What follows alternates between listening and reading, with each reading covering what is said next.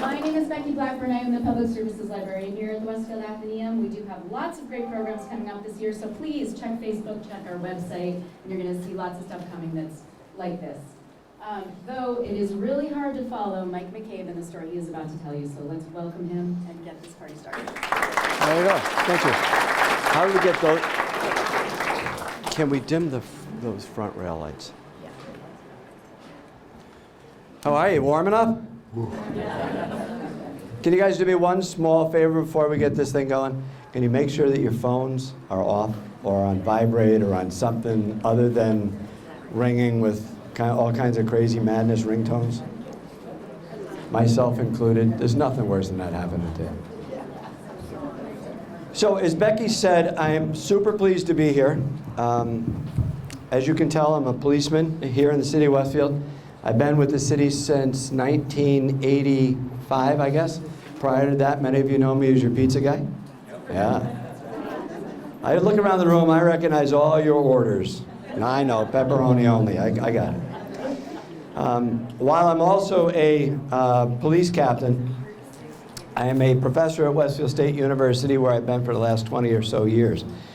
When I took on the role of being a police officer, I had no idea that the trajectory would be quite this way. It's been a really cool trip for me.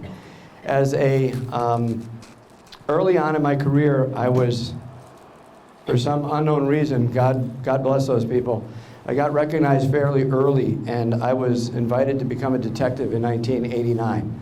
That was after about 2.5 years of being a patrolman, which was pretty cool for me.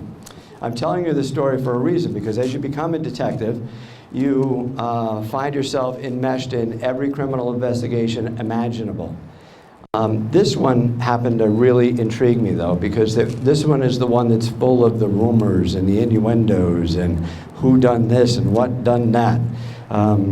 So I began my journey with this particular case in 1989, and it has really been an incredible journey. When I tell you that, it all started from scratch, because in 1989, when I started looking for the file folder, it didn't exist, which was part of the reason that so many people believed that the police department was complicit. As you'll see as this unfolds, you'll be able to pretty much tell why people would think that the police department was complicit in actually the death of Dr. Lewis B. Allen. So what I'm going to do now is I'm going to hold off on speaking any more to you, and I'm going to run a film clip that runs about 7 minutes and 44 seconds. It's meant to give you a real backdrop of Dr. Allen's murder from the perspective of Libby Azokar Hickson, who was doing her senior finals project at Westfield High School on the Allen murder. So she came in and she interviewed yours truly, and if anybody knows anything about me, I'm pretty fond of kids. So we sat in my office for, I don't know, it seemed like days, and she came up with 7 minutes and 44 seconds of video. So we're going to roll the video now. At the time, in 1940, Western Avenue wasn't as populated as it is now, so it was more of a country setting than it would have been more of a city setting as it is now. Neighbors all knew each other. There were neighbors that were awake. There were some street lights on. As you approached the house, Dr. Allen would have been sitting in a chair just inside the vestibule in what's called a sitting room. There were 3 windows that he could have looked out upon to see if somebody were coming in. The entrance door would have been to his left. It's unknown if Dr. Allen knew who his assailant was. We do know that there was some type of struggle. There was a loud commotion and then 5 shots heard, according to his wife, Mrs. Allen. Mrs. Allen came downstairs to find her husband slumped over a chair. May 7th, 1940, at 69 Western Avenue, Westfield, Massachusetts.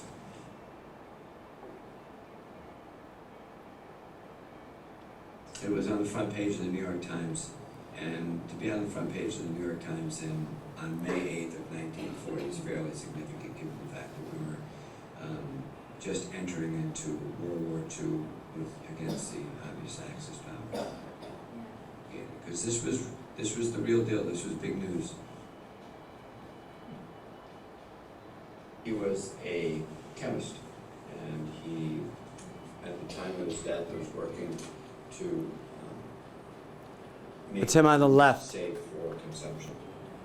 In other words, he was the guy who really basically got the Federal Drug Administration its start. At the time, he was working for a magazine, and himself, the magazine was named Collier's Magazine.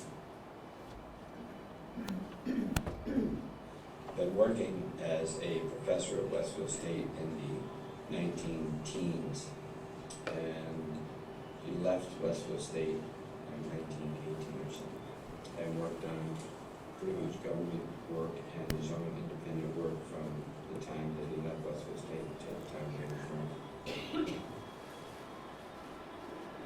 I don't know if they can hear that. There are several different theories. There's the theory that he was killed by people who were trying to get his formula for a sugar substitute. That might have been either the Russian Imperial Army or the Nazis. That better? There's a theory that he was murdered because of his position with local grocery store owners. There were 13 grocery store owners at the time, and grocery stores were run a little bit differently than they are now. You got all your information and all the local gossip from the local grocery store. And since there were only 13 of them, he got them all together and decided that he should get them to form a pact that they would sell no groceries unless he had approved them, that they were safe to sell. So there were 12 of them that signed the agreement, and the 13th didn't. The 13th was extremely angry with them because he didn't feel that Dr. Allen should be able to say what he sold and what he didn't sell. So the story goes that the 13th grocer had an argument with him in March of that year at his home at about the same time of night that the murder took place 2 months later. The grocer lived up the street from him and would have been very, very, very angry with him. And then there's the other competing theory that Dr. Allen was involved with in an affair with the same woman that the chief of police was involved in, and that somehow the chief of police at the time was involved in his murder. How do you figure it out? Interestingly, in 2007, I got a phone call, and the phone call was, Mike, would you be interested in a gun that I found on my property? And I said, well, I'm always interested in the gun that people find on their property, but where do you live? And he said, on Western Avenue. And I said, where on Western Avenue? And he said, at the corner of Broadway and Western, which is where the 13th grocer lived. It's crazy, it still gives me goosebumps. The weapon that he said he found when he was digging in his rose garden 20 years earlier, but never thought anything about it because he kind of just dug it up, and it was in a it's called a scabbard, but basically a leather holster. And he asked me if I would be interested in this firearm because it was a high standard 22 caliber firearm. Whoever used to murder Dr. Allen was a 22 caliber high standard pistol. Can you believe this? You can't make this up. So, needless to say, Fred came to the police station and handed me this pistol, which is exactly the same make and model as the gun that was used to kill Dr. Allen. Now, we know that because at the time, they were able to do ballistics checks and believe that it was a high standard weapon that was used to kill Dr. Allen. However, based on the serial numbers and the information that we were able to dig up after that, that gun was made 1 year after the murder. Can you believe this? This case is insane. It's nuts.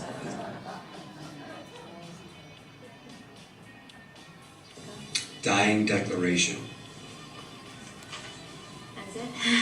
And there's not really much, you know, if somebody finds it in a will, if somebody who was around then, and you say to yourself, well, is that really possible? I gave a talk at a congregational church, and about halfway through the talk, a little old lady stood up and started screaming at me, I didn't do it, which kind of took me by surprise. As it turns out, the little old lady that was in the audience was the maid of Dr. Allen at the time, and she was the person that was living at the house with him. So something like that will probably solve it, if not too much more time goes by. Michael McCabe. I am the captain of the Westfield Police Department. Actually, I'm the senior captain of the Westfield Police Department. There are now two of us.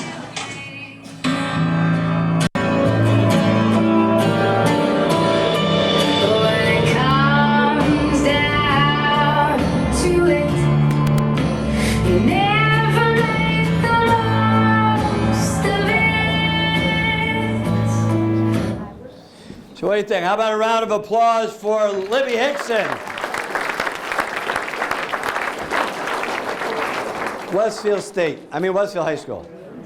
So give me one more second. And go to right there. Double tap. Double tap. So from the beginning, right here, I'm sorry. Go back to slideshow. From the beginning. Now it's going grumpy on us. Okay, so the picture should be up, and there we go. Hey, look at us go. Okay, so I'm going to open up today's conversation after that wonderful rendition from Libby. I keep telling people over and over and over again that the reason why I do this is because I really do believe that this can be solved. Even though we're approaching the 80th anniversary, which occurs next May, I am still confident that we can solve it for a couple of different reasons.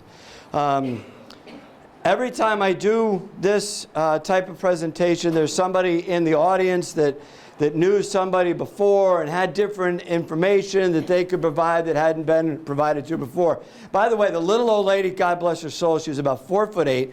Her name is Anna Sikora. And can you imagine the thrill it was for me 70 years later to interview a witness on the case? It was really, really pretty cool. That was in 2006. So by 2006, I had already been researching it for about 17 years.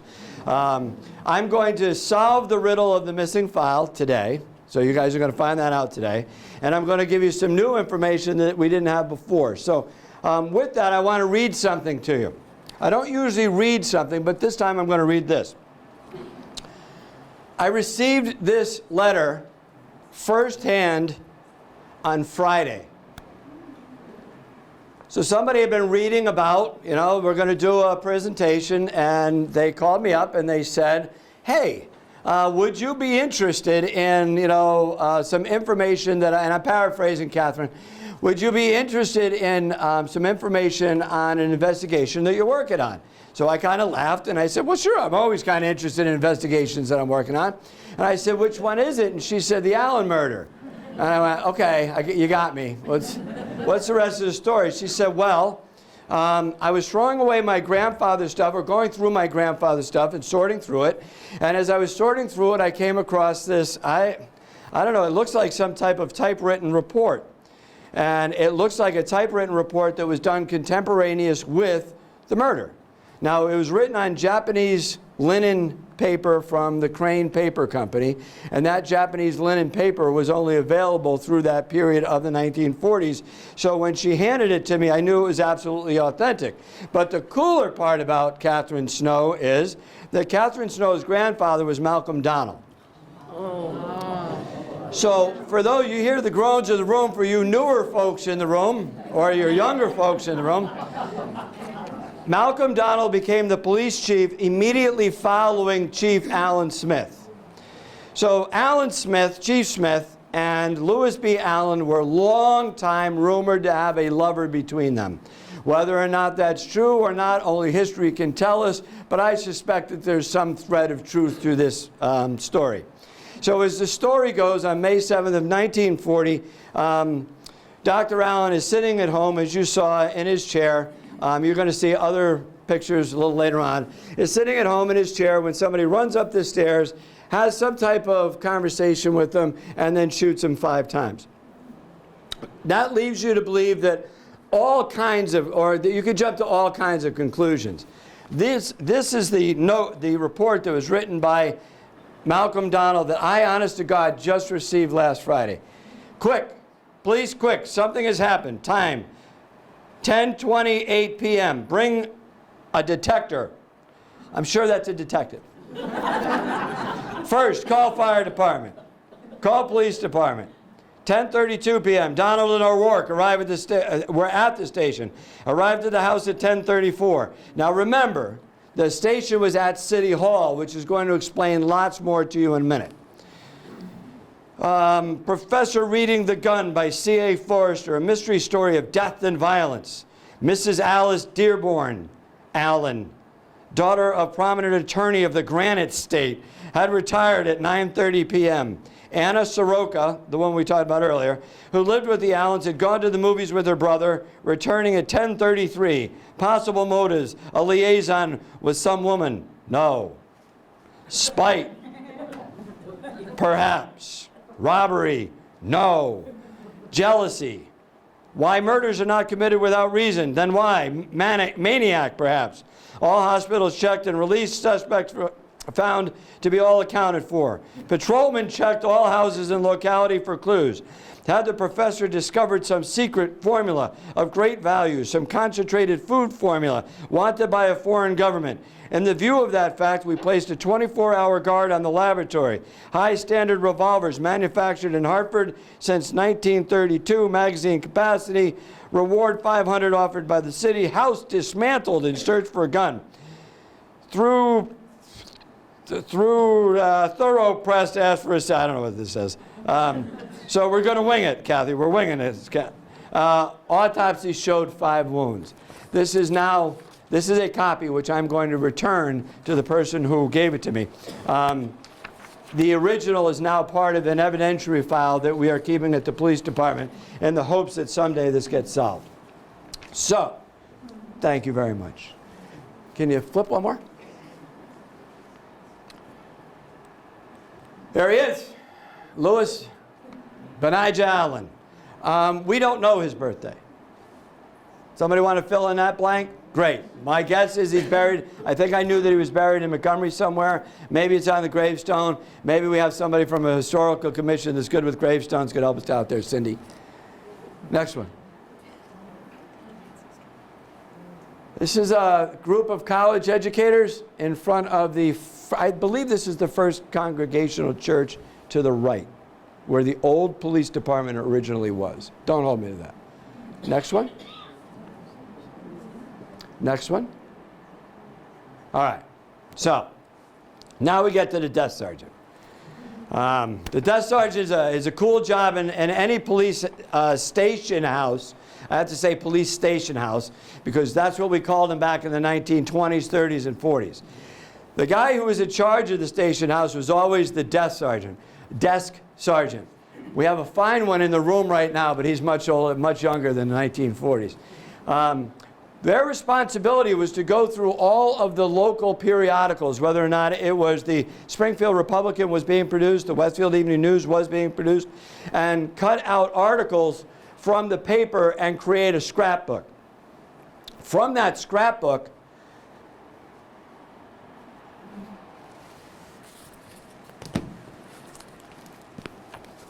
and this is the scrapbook. I have it up here. This is probably the only time it's ever been out of the police station. If you rat me out, Peter, shut the thing off. I'm kidding you. Don't be telling anybody I got this in my hand, because it's very, very delicate. But when you open it up, and you're certainly welcome to open it up, I tease you, a book is no good unless it's read. Where's my librarian, folks? Huh? A shout out to them. In this book is a cutout of every single article that was readily available of the day. It is literally glued into the book. You can't make this up. We were pretty high tech back then. But notice, we didn't lose the hard drive. It didn't get eaten up on a floppy. We still have it 70 years later. And you're welcome to look at it on the end. So from this book, we were able to kind of cobble some of these, the pieces of the murder back together again.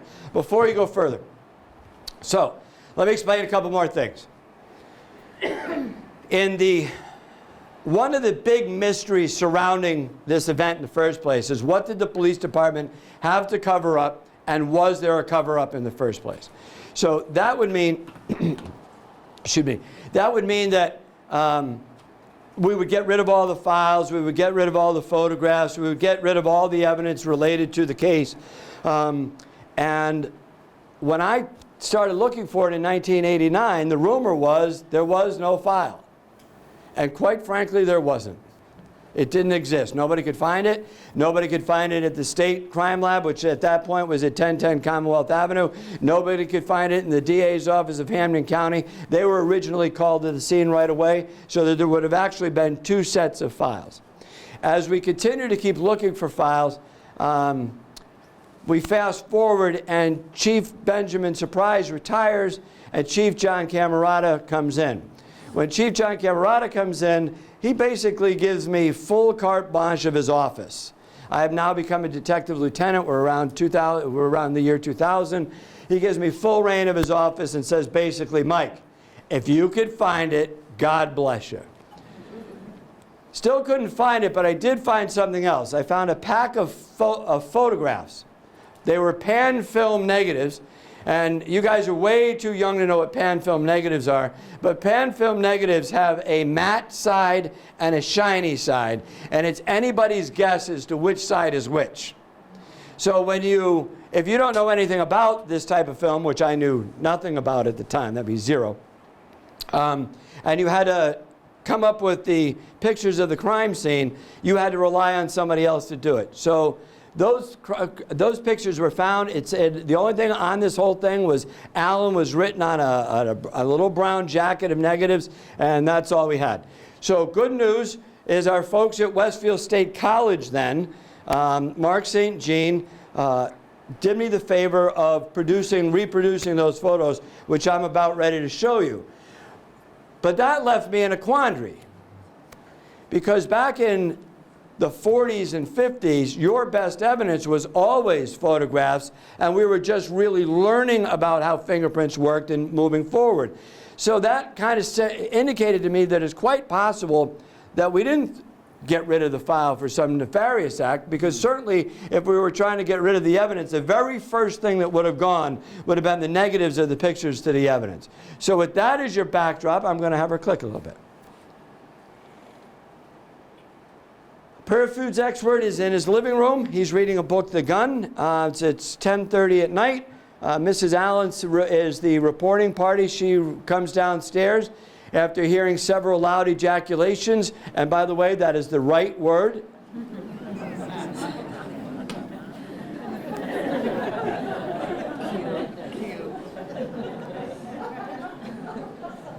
And she says, she finds her husband slumped over a chair, face down in a cushion, and she tries to make him comfortable. He says, call the police.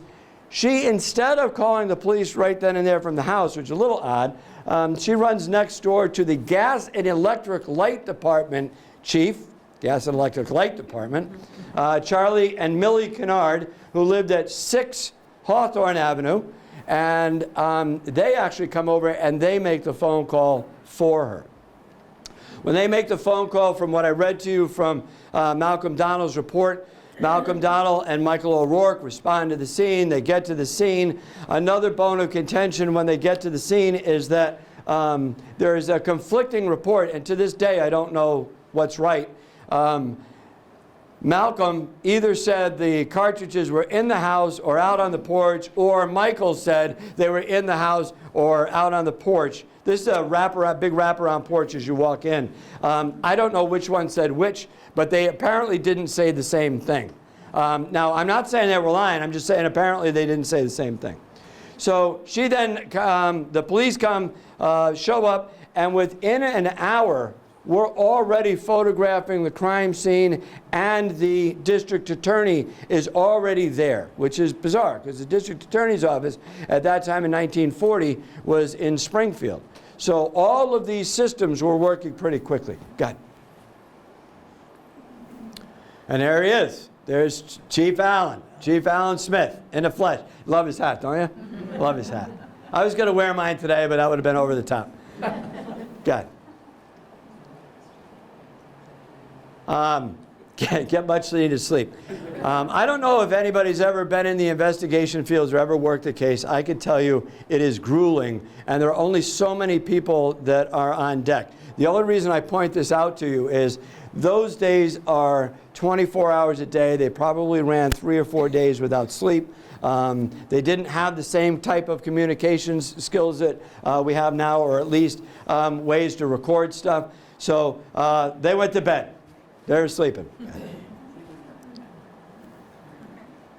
A certain category. That's BS, folks. I want you to know that. We're going to place it in a certain category because we don't have the first idea what happened. That's a true story. But what is now coming into prominence is a little bit of Dr. Allen's background. Excuse me, Professor Allen's background. He did not have any degree. He did not have a college degree. So I keep calling him Dr. Allen. I mean Professor Allen. It's kind of like me. I'm a professor, but I'm not a doctor, so we're in the same ilk. He had been working on a saccharin substitute. So he's the pure foods guy, right? He's the guy that says, in 1904, while he's working as a chemist at Westfield State Normal School? Yes. I got this. At Westfield State Normal School, while he was working as a chemist, there was an outbreak of mouth sores in adolescent kids. Those mouth sores were tracked down by Professor Allen to be lollipops. In those lollipops contained arsenic, some type of tar, dirt, and a sulfurous acid. Remember in the 70s and 80s, remember the red dye kind of stuff that was all the craze, and M&Ms couldn't be red anymore? It's kind of the same thing. But he was way ahead of his time. So that gained him a little bit of traction, a little bit of prominence. I misspoke in the interview. I said it was Collier's magazine. It is not. It's McClure's magazine. But every now and then I make a mistake. Not often, but every now and then. So he solves this little riddle, and that really kind of moves him up in the world of pure foods. But then there was another outbreak in 1912 involving college-age kids, and they were ingesting strawberry jam. And once he figured out it was strawberry jam and figured out what the ingredients of the strawberry jam was, this dude took off. He now left the school and he went to the Board of Health in Westfield, opened up his own chemistry shop, and then became employed by McClure's magazine. Now, many of us are old enough to remember what the Good Housekeeping Seal of Approval is, right? Remember that? So you didn't sell it. If it didn't have the Good Housekeeping Seal of Approval, moms at the time, a little sexist here, didn't buy it, right? It didn't have the Good Housekeeping stamp of approval. Well, at that time, he was writing for McClure's magazine. And McClure's offered him the ability to use their magazine as a bully pulpit for what is now known as the Food and Drug Administration. He truly was all that in a bag of chips. Honest to God, he was really way, way, way ahead of his time. So by the end of that era, he had developed into a not only a chemist, but he had also developed this penchant for saying what could be sold in the city and what couldn't be sold in the city. So, did you hear the part about the grocers? I don't know if you caught all that, but the grocers were getting together. There's actually 14, not 13. Another mistake of fact. There's 14 grocers, not 13. They got together, and where's my book?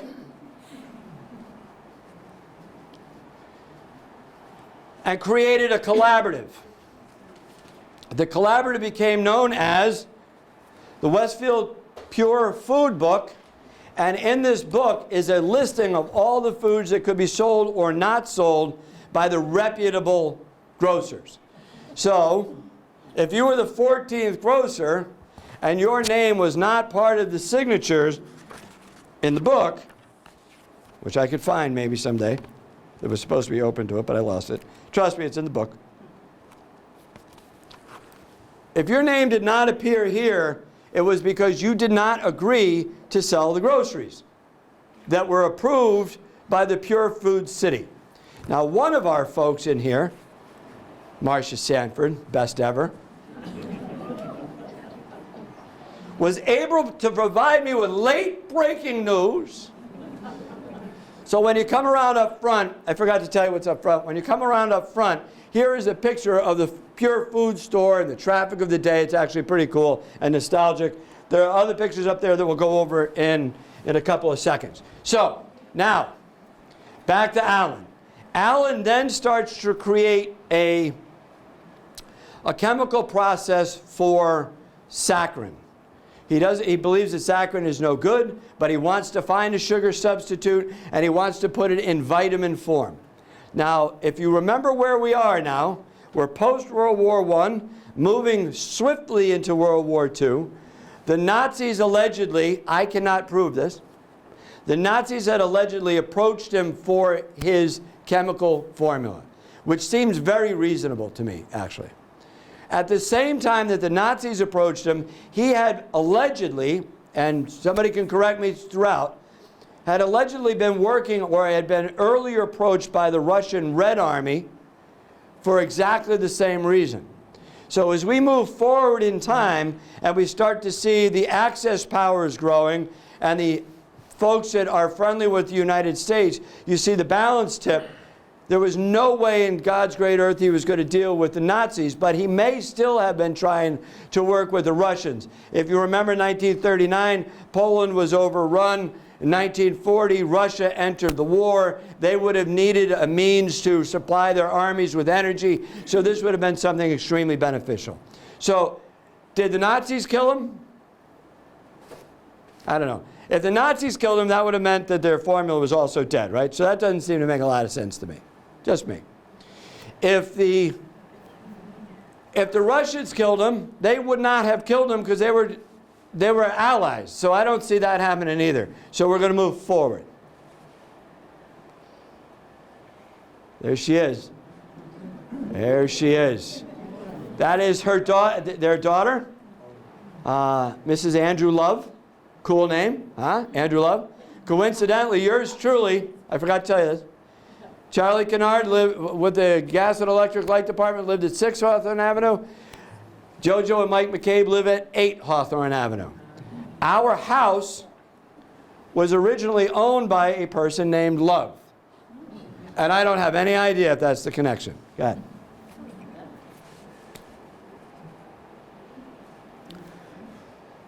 Troopers got the coolest uniforms, don't they?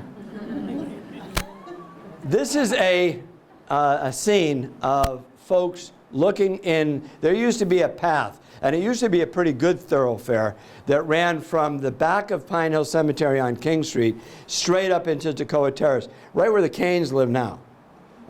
It came out where the Canes are on the corner of Kipling and Toccoa Terrace. That is literally right over the ledge from where they are. There's a telephone pole there now. I know they're here. That's why I gave them a shout out. Where are they? They're around here somewhere in the front. There they go. Pistols. So we know that it's a high standard 22 caliber weapon. What I didn't realize at the time, because I hadn't read my notes close enough, and it was bugging me right up until Friday, is this misnomer about where the cartridges were. Because as you saw in the first picture that I had, the cartridges, the spent shells from the bullets, right? From the picture that I had, that gun was a revolver. So if anybody's ever shot a revolver, they would know that in order to shoot the revolver and empty the cylinder, you'd have to move a mechanism, drop the cylinder out, see I learned, push the plunger, it would eject all the spent shells onto the ground, and then, but that would all take time.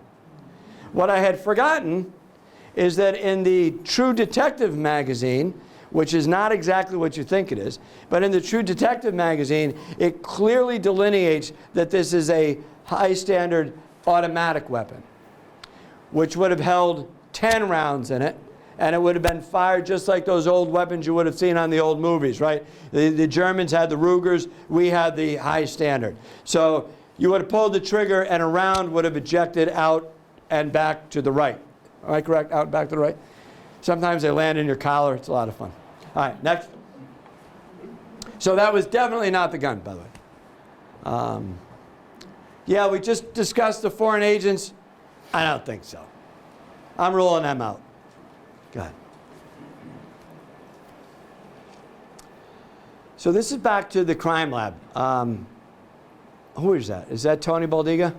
That's Tony Baldiga. Anybody know Tony Baldiga? That's Tony Baldiga. There you go. He was stationed there. Why we had to take a picture of him standing like this, I don't know.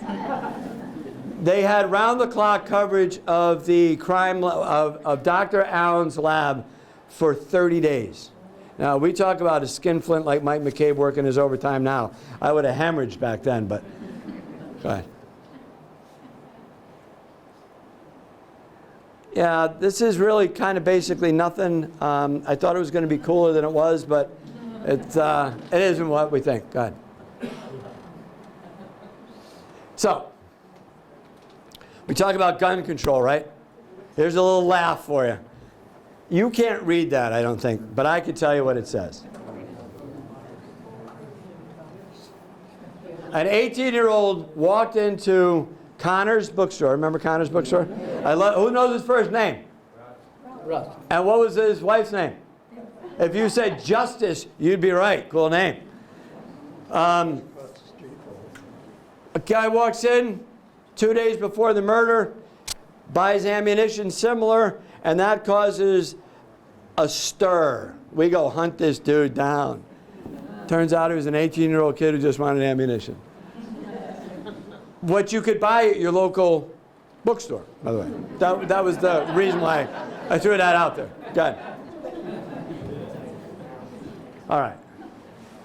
Now, the one really, really cool thing about, or one of the many, many cool things about this, is that the language and the writings of the day were amazing. So bear with me half a second. This card, by the way, was sent to me by Michael O'Rourke's granddaughter. Crazy stuff.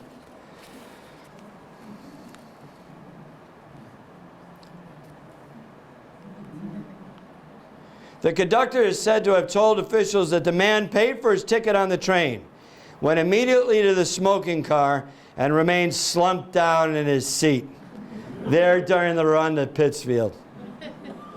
He also reported to have kept his hands inside his pockets, except for when he was paying for his fare. Quinlan, it is understood, said that he was busy when he collected the fare and did not notice the man's hands. The man boarding of this particular train is said to have impressed himself on the minds of those who saw him because it's very unusual for anyone to take this train out of Westfield. Practically all the time, according to reports, this train picks up only the mail. You just got, I mean, some of this stuff is pretty funny. God. Okay, that's the man acting strange. Keep going. All right, now we're getting into the nitty-gritty. Here we go. All right. I forgot my pointer. So we're gonna go without it. We're good without it. Up on the very top, now Shelley Gutowski has a heart attack every time I show this picture. Anybody know Shelley? Shelley lives at this house. She is a wonderful woman, but she has a heart attack every time I show this picture. And the reason why she has a heart attack is, you see this beautiful mantle?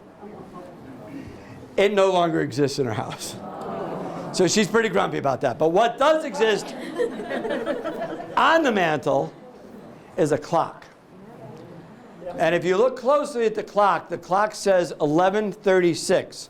And if you remember, and I don't expect that you do, if you remember, 10:36 is the exact arrival time of police. So I thought it was pretty cool that within an hour, we're actually starting to process the crime scene. He has not been removed. We're going to give you a better picture. Go ahead. There he is. All right. In this picture, what you're seeing is a viewpoint. If you were standing on the front of their stairs, there's a a door, a vestibule, another door, and that door leads you into the home. So that's the second door that's open, and you're looking in. Now, the interesting part about this is this chair. There's a word for this chair. Jojo, what's the name of this chair? Mason. I think it's a Mason's chair. Mason's chair, does that sound right? We'll go Mason's chair. He was sitting in his Mason's chair, and I think what they were attempting to do is try to take a picture of where he would have been. Now, right behind that picture are 3 windows that wrap around the porch of the house. So I think that's what they were trying to do there. Go ahead. Yeah, he's not doing too well there. You see the book on the deck? That's the book, The Gun. This is the chair that he was face down in. I'm not thinking that's not the right word. What's the name of this chair? Mission. Morris, that's the one. So this Morris chair, he was originally found face down, according to his wife, leaning over this chair. And if you look closely, you'll see that there's some fluid there. We'll leave it at that. Good. All right. One of the dilemmas as we try to repiece this thing together is we do not know. How many firemen in the room? We got any firemen in the room? Sleeping. They're all sleeping, aren't they? That's a little shot. That's a police shot at the firemen. It's all right. I don't know what caused the rugs to be in disarray. We don't know if it was medical professionals trying to move them around. We don't know that. I suspect something else, though. See his slipper that's over there in the center left? Keep going. He had literally crawled from that position from his chair. He got up from his chair. He had been shot in the head. And in one of the other pictures, you'll see it later, his left hand is completely soaked in blood. This is his left hand here. And as we keep moving through, if we got any queasy stomachs, we got to know now. You're going to start to see quite the trail that goes on through his house. Good. Thank you. So down on the floor where the heat grate is, you see all the blood splatter that's down there on the floor. The picture isn't the best. We get better picture later, though. These pictures, though, are the pictures that were recreated from the negative. So, and they're properly done. There, you can actually see what you're supposed to be looking at. So the view is right. My theory is that if you were from the police department and you were trying to cover something up, those would have been the first to go. But it gets cooler in a minute. Go ahead. See the other slipper now? Over lower right. So I'm going to tell you that this was a full-on fight. This wasn't the Nazi with the high-powered rifle sitting outside the window. It's none of that. This is some anger shown here. Usually, if you shoot somebody 5 times, you're pretty ticked. Good.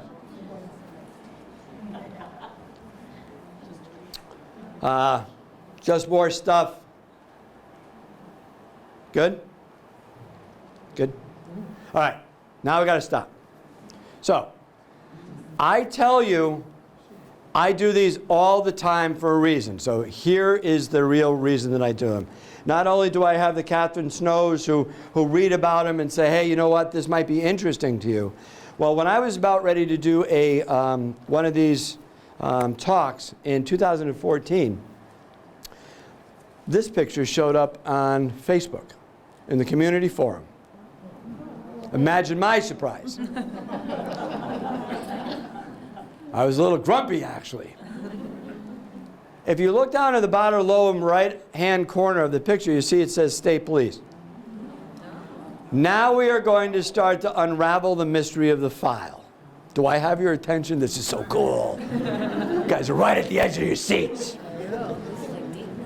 This picture shows up in 2014 on a It was probably yours, Kathy Palmer. It was probably yours. I think it was. Kathy Palmer is a local, we'll say wannabe historian. We'll say that tongue in cheek. So very often they'll post stuff that has to do with history and have historical content. Well, I posted something about the anniversary or something. I don't remember what it was. We were creeping up on the 74th anniversary, so I don't know. This shows up, and I can't figure out where it came from. So the guy, you guys don't have to know, I messaged the guy, and I say, hey, where'd you get this picture? And he says, I'm not telling you. Dude, I will send a helicopter. You will tell me. So he says, well, I got him from my father. Now, I didn't know his name at the time. So I said, okay. Do you have any more? He said, yeah. In fact, I got them all. I could barely contain my excitement. Now we're 20 years in to me looking for this damn file. Actually, more than 20. We're more than 20? We're more than 20. We're 25 years in for me looking for this file. And I see these pictures come up, go ahead, that I don't know where they came from. Now, these pictures are a little distorted because I wanted to make them look pretty on the screen. I didn't want to have them come out 8,000 different ways. So he didn't have a super huge oven that would have fed 45 people. It's just a little elongated. But what you do see on the floor is the staining going the other way, the heat grate. Remember the staining that you saw before with the ironing board behind it? Well, this is just a different angle of the same picture, or the same room, we'll say. That's the back hatch out the back door that was locked at the time that the police arrived. Go ahead. There's the house in 1940. Look at how beautiful these pictures are. That house is not exactly the way you see it today. So, can we hold off right there? This is the walkway that goes up that Mrs. Allen describes hearing the intruder come up the walkway into the front door, into the vestibule door, and into the house. These are the 3 windows that I was talking about. So you would have been able to see everything from that corner if you were really afraid of something. You would have been able to see it. This line here has now got more rooms on it. So they've added on to the house since. They're super folks. But if somebody was coming up the walkway on May 7th and you were concerned about it, you would have had the ability to probably do something about it.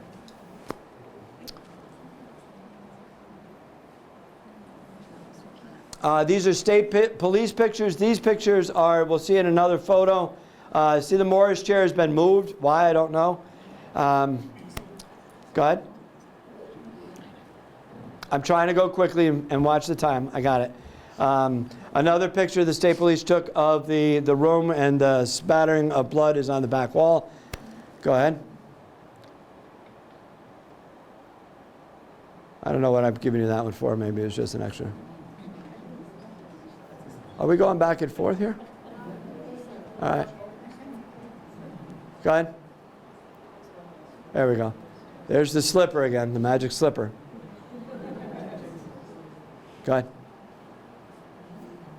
All right. That clock that's up on the mantle now says 20 after 4. So, I mean, obviously the body has now been removed. State police are working the scene just so that everybody knows. In Westfield, or an incorporated city, the city itself has primary jurisdiction. So because we had a police department and we were incorporated as a city, we were the primary jurisdiction. We would have called in the state police to assist us, which is currently exactly still the practice as we do it now.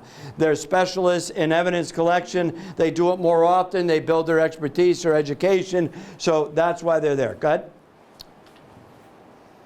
There he is.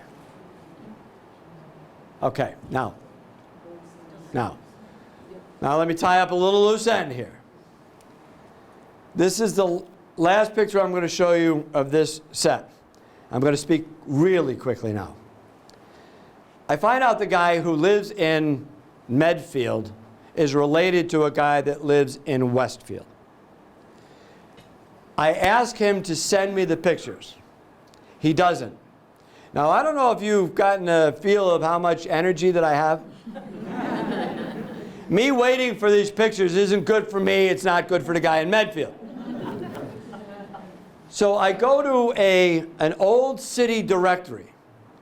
I flip through it. Now, I didn't even know these things existed until Dan Knappich had an inaugural ball, and he left them out on the tables. Who knew? So I went back to the 1960 directory, flipped open the directory, flipped through, and found the name that I was looking for, and the last name is Michaelis. M-I-K-E-L-I-S. Now, for you folks who have been around a while, I'm not saying you're old, if you've been around a while, you might recognize that name as John Michaelis, and John Michaelis was the custodian at City Hall from 1950s right up until 1979. See where we're going with this? What happened was that some of us were here in 1955, so we have the flood of 1955. During the flood of 55, the police department was located in the basement of City Hall. Its photo lab, however, was located on the second floor. See how this is falling back in together? That is why we didn't have a file, but we had the pictures. Well, the police department at the time, I'm going to say it's probably late 50s, early 60s, I don't know, threw out the file. And the reason why they threw out the file was because it had gotten wet during the flood of 55, and now it was becoming moldy and degrading and had no value. Or so we thought. So the pictures everything gets tossed out. Well, what we don't know about John Michaelis, he's a bit of a hoarder. See? So John sees the file, it's thrown out, it's abandoned, it's all good, right? It's thrown out, it's abandoned. He recovers the file. And he brings it to 39 South Maple Street, where it sits for 4.5 decades.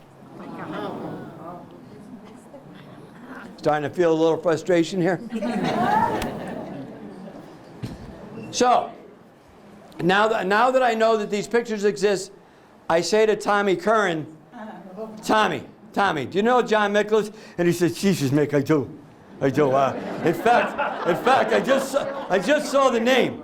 I said, come on, you just saw the name. The guy's got to be 100. He says, exactly. So what are you talking about exactly? He said, exactly. That's how I saw the name. He was having his 100th birthday party at the Arbors. I said, come on. I go to the Arbors. I walk into the Arbors, I'm in uniform, I see this poor little girl at the front desk, a little girl, you know, young girl. At the front desk, I say who I am, she's like, I say, I'm looking for John Michaelis. Oh, you just missed him. I just missed him. He's 100. Says, you just missed him. I said, what do you mean I just missed him? Well, we transferred him. Oh my God, where is he now? He's at another location, but don't worry, not to worry. She picks up the phone, dials the number before I could say anything, and the next thing I know, I'm talking to John Michaelis' grandson. Here you go. But I really don't want to talk to John Michaelis' grandson. You know what I'm saying? Long story short, now, an hour later, I get a phone call at work, and it is a very angry dude. Remember the guy in Medway? He's now pretty pissed that I'm harassing his father. I'm like, dude, pump the brakes here. Let's back up the bus a little bit. Had you done what I asked you to do a month ago, I wouldn't be making any inquiries whatsoever. I want your file. He said, I don't have it. I said, well, what happened? He said, well, this is really, now I know as a kid this is exactly what I would have done. There's no question how this would have worked for Mickey back in the day. I would have seen the files, I would have seen these pictures, and that would have been cool stuff, right? There's some cool stuff involved here. I would have taken the pictures for sure. I didn't care about the words on the page. Who cares about that? But then he said these magic words to me. I almost fell right off my chair. I said to him, Jim, what else was in the file? Now, I only know what's in the file because I read my True Detective magazine. It's a true story. You can't make this up. He said, yeah, there was an envelope in it, and it had fingernail clippings and hair follicles, and I was like, you got to be kidding me. See, Pete, that's the one we got to edit. We got to edit that, okay? I said, you got to be kidding me. That's what I said. He said, no. I said, where are they? I threw them out. So I went, oh my God. Well, at least you got the pictures, right? So he has obviously sent me the pictures electronically. I realize I'm way over time. Go ahead. Oh, so see this picture here? Pretty graphic, right? He's shot right here in the head. The bullet traveled around his cranium and out the back. The one bad thing about 22 caliber ammunition is that it's small. It does a lot of damage, but it might not do fatal damage until you hit the right part, and then you're going to wind up with fatal damage. Now, mind you, I am the only person on the planet who has access to these pictures. And I tell you that for the next slide. Go ahead. You can't make this up. I was sitting on my desk. This is the God's honest truth. Strike me dead now. On August 5th, 2005, I am getting ready to do one of these presentations. I get a knock on the door. A detective says to me, because I'm the big boss, you know what I mean? I got to come. Detective says to me, hey, there's a trooper at the door. He's got a box. Now, you can see how well this box is kept, right? Oh, it's a beauty. It has the word Westfield on it. That's it. But inside the box is located these clothes. In addition to those clothes, there are 8 individual vials of blood. Now you're starting to get the bigger picture, aren't you? So I'm pretty excited about this box. And as I said, if anybody else had gotten this box, I don't know that it would have ever been kept. Because nobody would have had the first idea what it was. But when I saw it, I'm like, oh my God, it's the Holy Grail. This is it. Go ahead. So you can see, those are the slippers, right? There they are. They're making a comeback. Jojo, I need a pair of those. Go ahead. Go ahead. My favorite picture's coming. Now, I don't know if there's another one like this, so let's just pause on this one here. That shirt is originally white. It's now yellow. It's some sort of fine linen. On the, what it would be his left side, you can clearly see there's blood amassed there. Further down, there's blood amassed. And on the right side, there's blood amassed. There is a hole in the jacket where it should be, or not should be, but should be. It was a little cryptic, wasn't it? Sorry about that. Go ahead. This is my favorite picture because it's scrunchy. Right? It looks like Professor Allen was like 3'2". Every one of those tiles are 1-foot tiles. That's why it was laid out like that. He was 5'6" and about 160 pounds. Go ahead. There you are again. Go ahead. I realize I talk too much, by the way. Okay. Now we're back to the crime scene photos. I missed my pointer. This is a bullet hole. Next one. This is Shelley Gutowski's favorite. If you knock on her door, she will show you her bullet hole. It's a true story. It's right here. Go ahead. There's another one I think that's a better picture of it. You can see the clarity of it.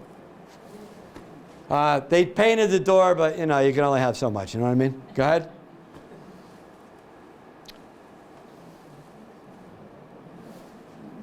So when we say that this was an all-out fight, this was clearly an all-out fight. Go ahead. All right. Yeah, like the other ones weren't graphic, right? I'm giving you a warning. The reason why I'm giving you a warning is because we're going to finally close this out, come a little bit full circle, and we're going to see some autopsy slides. We okay? Peter, we all right with this? Yeah. We good? We're not going to shock anybody. All right, good. So, in another photo, you're going to see, do you remember the photo where he was laying on the ground and there was all that smash up there? In another photo, you're going to see what caused all that. This is the entrance wound. That's the exit wound. But I don't believe that killed him. Because what happens is, with a small arms weapon, the bullet here doesn't come through the cranium. It rides along the cranium and goes out. I don't think that was the the one that kills him. But you'll see what might have. Go ahead.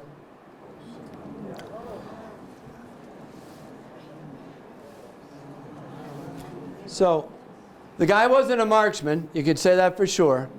And there you have it. See his hand? Remember the print that's on top of his head earlier? That's caused by his hand. Next. And that should be just about it. Good? Yeah. All right. So some smart aleck sends us this. I don't know. Signs it Ellery Queen. Are the police intentionally publicizing the food concentrate murder to throw the murderer off the track? If not, check on Alan's personality from a psychoanalytical viewpoint. Check on his home life. Like, this is all new to us. We hadn't thought of that before. Check on his career as a teacher at the state normal school. At the normal school, his principal was Clarence Broder, of whom complaints were made from time to time that he was unfit to be the director of a school for young women. Some of these complaints, blah, blah, blah, blah, blah, blah, blah, blah. So thanks for the hot tip. So now we're 80 years in, or so, give or take. Where do we go now? Well, remember what I said about the dying declaration being our probably last chance to solve this? I no longer believe that. That video was done 10 years ago, I think. I don't believe that anymore. I believe now, with a couple of these extra pieces of evidence that we have, and with the advent of Ancestry and 123 and me, I believe that if I can get DA Gallooni of Hampden County to do DNA profiles on the clothing, not only do I think we can solve it, not only do I think we can identify Dr. Allen's profile through his own family who still live here in Westfield, but I'm pretty sure that we could come up with a suspect profile as well. Now it's up to you. What do you mean? Gallooni's going to kill me for this. Right? A dead man walking. I'm probably not going to get an endorsement from him. If anybody knows him, tell him you came here. This nut really believes that we can solve it. Whisper in his ear, chide, cajole, whatever you got to do, and tell him that you'd love to have this case solved for the city of Westfield. What do you think? Yeah. All right. Now, there's a grumpy, he's grumpy. He's a grumpy dude. I'm just telling you that right now. There is a grumpy person who comes around and cleans up these chairs. So we got about 10 minutes. I'll answer any question you have. Okay? And if we need, where's the microphone? Anybody have any questions? I did such a good job. Right, come we go. All right, let's try this. So, wait, who opened the door Who opened the door to the what? to his house when the guy was on the porch? He just walked in. Oh, who opened the door to the house? This is back in 1940. Doors were open. Oh, okay. I'm going to give you the microphone so everybody else can hear your question. I think I know the answer to this, but why do the other countries want the saccharin or, because it keeps Sure. it Yeah, shoots up? exactly. It's exactly right. Yeah, it's a sugar substitute. Sugar substitute gets your energy higher, keeps you motivated, keeps you out in the field longer, and it's small. So, you know, you're not giving rations out. You're giving like little pill forms to keep people moving. The 13th grocer who's now been promoted to 14th grocer. Yeah, so you got to bump up. Assignment, Yep. lived in, by the edge of Stanley Park. Yeah. Do you still think he's the one? All right, so See if we can Peter, talk him. Peter, you're going to kill me. I didn't say that name. That was not me who said it. So when you look at this case, you have to really look at the case from a practical standpoint. The practical standpoint really is that whoever killed Dr. Allen was really grumpy. You know, this was not, I'm going to sit outside and plink 22 rounds through the window.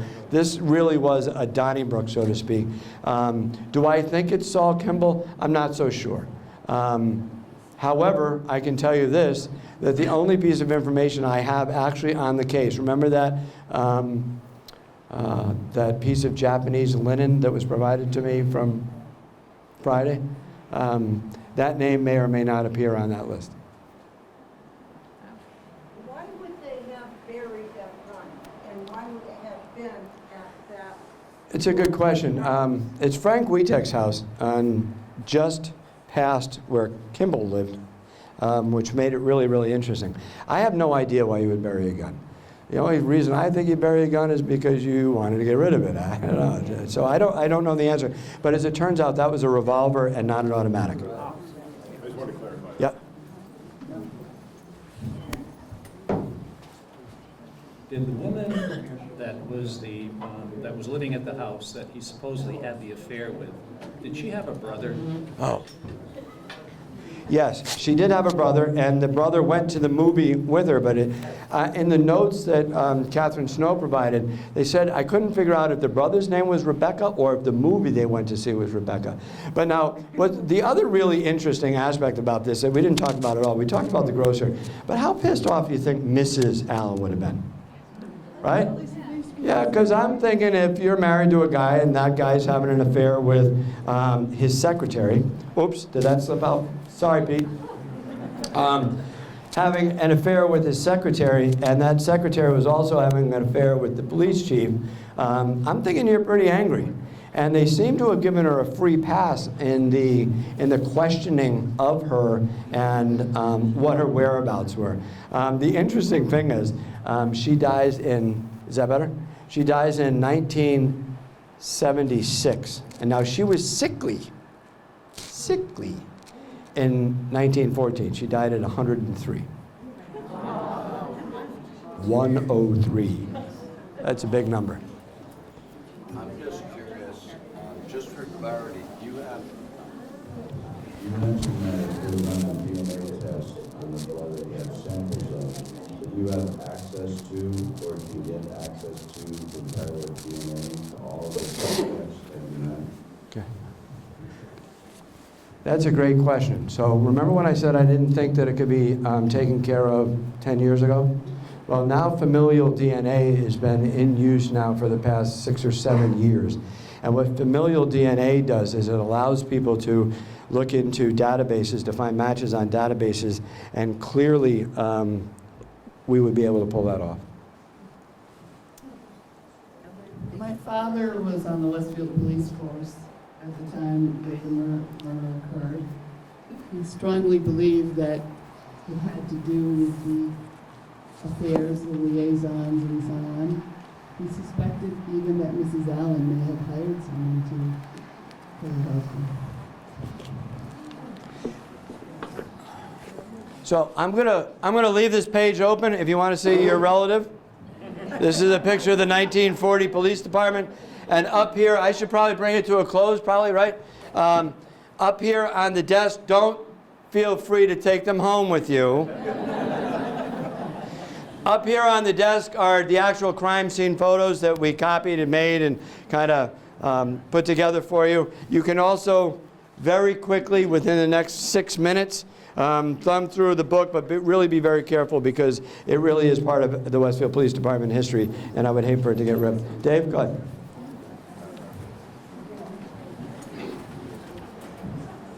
All the shots were in his body, but the bullets were around the house. So what does that tell you about the shooting scenario? That's a really good question. Remember the one that passed out of his head? That's in the wall. There was one that passed through his hand. That's in the wall. So, you know, if a bullet travels through a medium and doesn't hit something that's stronger, the bullet, or creates the bullet to divert, it will go straight on through. You know, remember the old Westerns, everybody got shot but nobody got hurt? Because a bullet went clean through. Right? That's what. Was there a chase through the house? Oh yeah. No, you could see that there's definitely movement in the house for sure. Do you still have the bullets in evidence? Good question. No, we have no bullets. We're out of, the WPD is out of bullets. The bullet holes in the house, they're not concentrated just to one area, they're all in different parts of the house? But you really do have to remember how a firearm is handled. So if you're actively shooting somebody and you're fighting with them at the same time, it's not like the gun is sitting on a tripod. It's moving. So, you know, it could be. I guess my question is it possible that between each shot there was more time? Oh, sure. So she originally says, Mrs. Allen says, there were 3 initial shots and then 2 more. And then Later on, that gets confirmed by, there used to be a railway trolley right at the corner of Lowell and Western Avenue. And that trail or trolley, there was somebody who actually heard exactly the same 3 and then 2 more. So it's really difficult for me to say. Are we good? Hey, you guys have been terrific. Don't forget to tip your waitresses and bartenders. Hold on.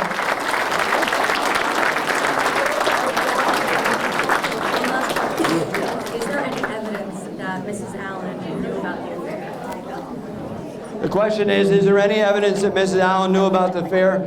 Well, no, there's no actual evidence that she knew about the affair, but if she didn't, everybody else did.